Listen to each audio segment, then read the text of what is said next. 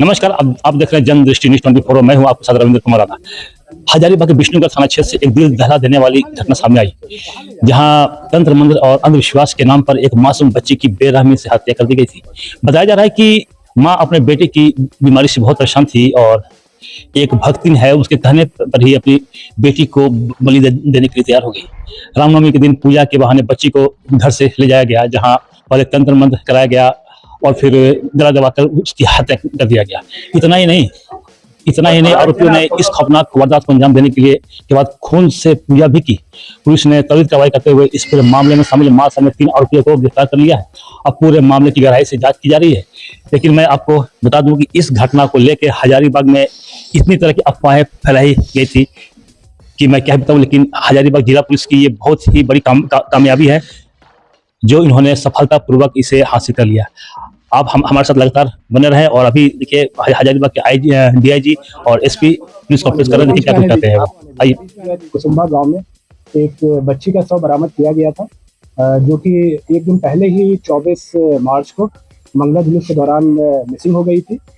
इस संबंध में बच्ची के मां रेशमी देवी के आवेदन के आधार पर विष्णुगढ़ थाने में मर्डर और पॉक्सो के अंतर्गत एफआईआर दर्ज किया गया था। मामला चूंकि काफ़ी गंभीर था और इस केस में करीब करीब किसी प्रकार का कोई आई विटनेस और कोई परिवार की तरफ से भी कोई स्पष्ट बताया नहीं जा रहा था, इसलिए पुलिस के द्वारा सभी पहलुओं पर काम किया गया।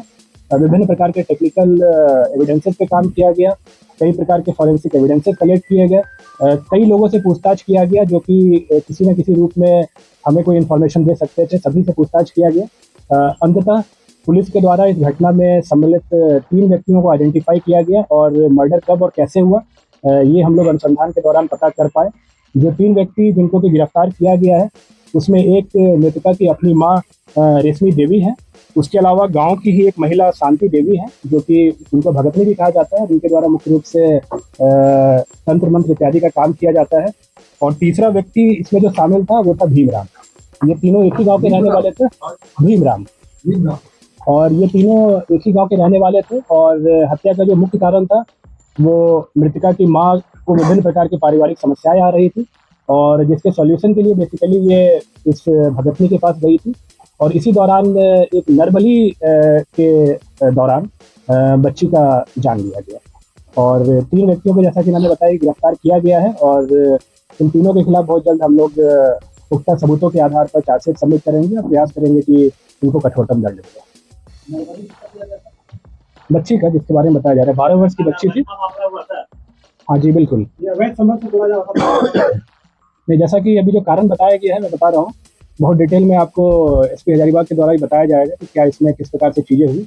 बट मुख्य रूप से ये नरबली का मैटर था, एक अंधविश्वास का, एक तंत्र मंत्र का ये मैटर था। डिटेल में आपको एसपी बताएंगे कि किस प्रकार से इसमें चीजें जो है वो कैसे कैसे घटना को अंजाम दिया गया था, कैसे बच्ची की जान ली गई थी और किस प्रकार से घटना को अनावश्यक रूप से एक अलग रंग देने के लिए, खास करके जो भीमराम का मैंने नाम लिया, उसके द्वारा इसमें पूर्ण रूप से प्रयास किया गया था। इसके बारे में डिटेल में आपको बताया जाएगा। जैसा कि रिया जी सर बता रहे थे, आप सबको अवगत हैं कि 24 तारीख की रात को कुसुम्बा थाना में एक घटना कारित की गई, जिसकी सूचना 25 को थाना को मिली। 24 को मंगला जुलूस के दौरान जो मृतिका है, एक नाबालिग बच्ची है, वो मंगला जुलूस के बाद मिसिंग पाई गई।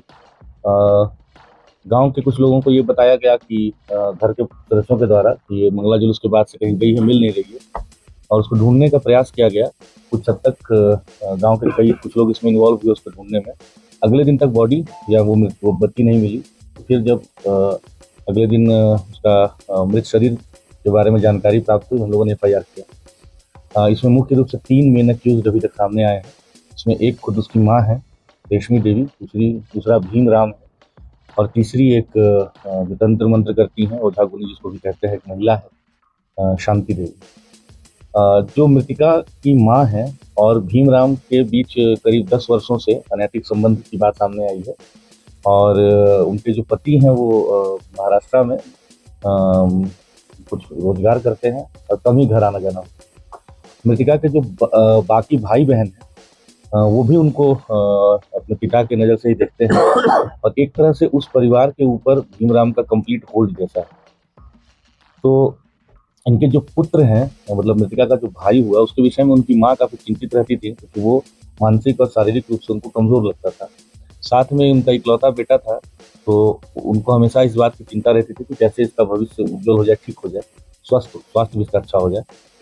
ओझा गुनी का जो उनकी विश्वास है, वो पिछले कई सालों से वो जो हम लोग बताए कि शांति देवी हैं, जो ओझा गुनी करती हैं, और जो एक भक्तिनी जिसको कहा जाता है ग्रामीण परिवेश में, उनके पास जाती थी।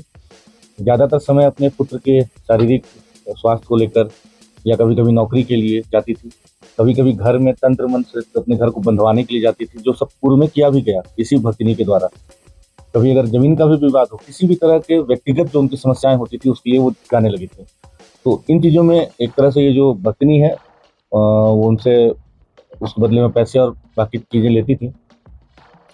उनके घर में, जैसा मैंने बताया, कि हर चीज़ के लिए वो डिपेंड करती थी भीमराम के ऊपर। तो घटना के दिन ही जब ये अपनी मृतिका के साथ, छोटी बच्ची के साथ और भीमराम के साथ उनके घर गई, वो भक्तिनी के घर गई, तो उनके घर में एक छोटा सा, जिसको वो मंदिर कह रहे हैं, उसको धरती माता मंदिर या मनसा देवी मंदिर भी कहा जा रहा है, तो उस मंदिर में इनको बुलाया गया। हालांकि माँ बेटी दोनों दरवाजे से गई, लेकिन जो भीमराव था उसके विषय में बता रहे हैं कि वो पीछे का जो छोटा सा बाउंड्री होता है, उसको कूद करके छुप करके आया। और उस समय पहले भक्तिनी के द्वारा बताया गया कि इसके ऊपर देवास आया हुआ है, तो माता आई हुई, जैसे हम लोग ग्रामीण बोलचाल में कहते हैं, और उसको टिकाव करके कुछ अपना मंत्र का वो ढोंग करके और छोड़ दी। बच्ची वापस से आकर के और जो मंगला जुलूस था उसमें पार्टिसिपेट करने लगी, और भक्तिनी के द्वारा बताया गया कि आप दोबारा से आइए, इसको लेके अच्छे मुहूर्त वगैरह के बारे में बताते हुए कि 9:30 बजे के 9 बजे के आसपास के बाद आना है। जब दोबारा से गए तो, और साथ में ये भी बताया गया कि जो हम आज करेंगे, इसका इलाज करेंगे, जो बलि हम देंगे, उसमें हमको एक मेल पुरुष का जरूरत पड़ेगा। तो मृतिका की माँ इस काम के लिए भीमराम को दोबारा अपने साथ लेके गई, और मृतिका को भी लेके गई। उसको, बच्ची को पहले बताया गया कि उसको वहाँ बिठा करके, वो मंदिर में जो छोटा सा है, मंदिर तो कहा जा रहा है जो भी, वहाँ पे बिठा करके उसको पूजा वूजा किया गया, टीका उका कुछ किया गया।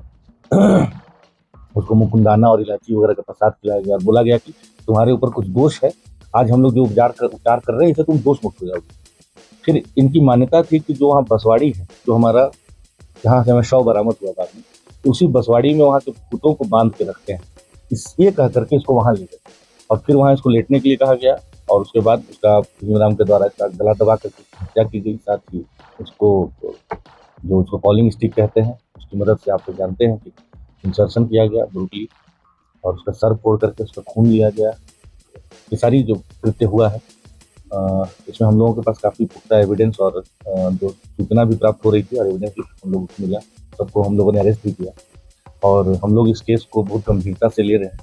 हम लोग पूरी तरह से प्रयास करेंगे कि इसको हम लोग स्पीडी ट्रायल में ले करके जल्द से जल्द मृतिका को हम लोग न्याय दिलाएं, और कठोर से कठोर हम लोग उसको दंड दिलवाने का पूरा प्रयास करेंगे। इस कांड के उद्भेदन के लिए 26 तारीख को ही रेस्पेक्टेड डीजीपी मैम के द्वारा और मेरे द्वारा सोसाइटी का गठन किया गया था।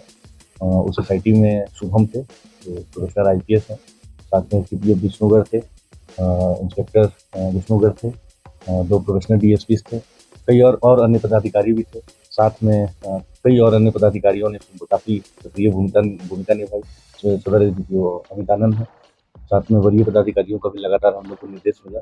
तो इन सब के कारण हम लोगों ने इस कांड का उद्भेदन किया है, सभी लोगों की गिरफ्तारी कर ली गई है, जो विधि सम्मत सारे प्रोसेस हैं फॉलो किए गए हैं, आगे भी किए जाएंगे, और इस विभत्स घटना का हम लोगों ने उद्भेदन किया। आप लोग जानते हैं कि घटना कारित होने के बाद ये भीमराम ही है जिसने कि इस घटना को कई तरह के कलर देने की कोशिश की। बार बार वो पुलिस को गुमराह करने के लिए, इन्वेस्टिगेटिव एजेंसी को गुमराह करने का प्रयास करता रहा, but finally on the basis of very good evidence हम लोगों ने तीनों को आज अरेस्ट किया है। भीमराम का स्टेटमेंट आया था कि कार्रवाई होनी चाहिए, संभव है, मैंने स्टेटमेंट उनका नहीं देखा है, अगर आया हो तब इसमें कॉम्पेंसेशन नहीं मिलना चाहिए परिवार को।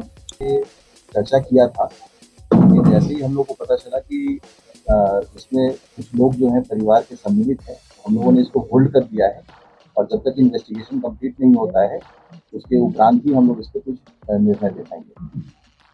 4 लाख रुपए देने की बात वो होल्ड कर दिया गया है, होल्ड कर दिया गया है। रामहर राव